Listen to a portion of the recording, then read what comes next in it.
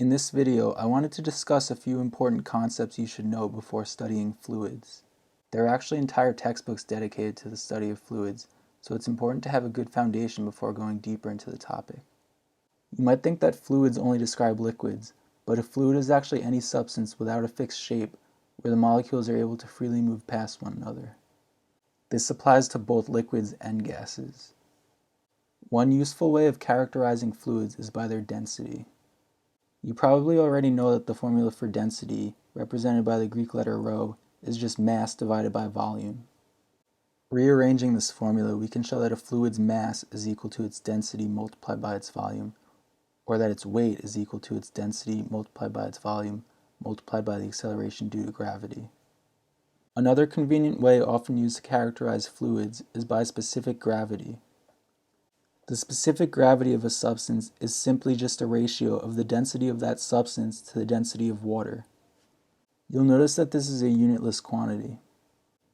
More specifically, this ratio uses the density of water at 4 degrees Celsius. As an example, the specific gravity of alcohol is equal to 0.79. When dealing with fluids, we're often concerned with the pressures that they exert. We know that the formula for pressure is just force over area, but you might be wondering how we can calculate the pressure within a liquid. Imagine that you had a tank full of liquid and you wanted to calculate the pressure at a certain depth below the surface. It doesn't seem like we'll be able to calculate this with the pressure formula. However, we know that the pressure at that specific depth is caused by the weight of the liquid above it.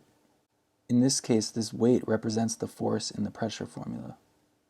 Because we know that a fluid's weight is equal to its density multiplied by its volume multiplied by the acceleration due to gravity, we could say that the pressure is equal to this quantity divided by the area. The area here is just the cross-sectional area of the tank.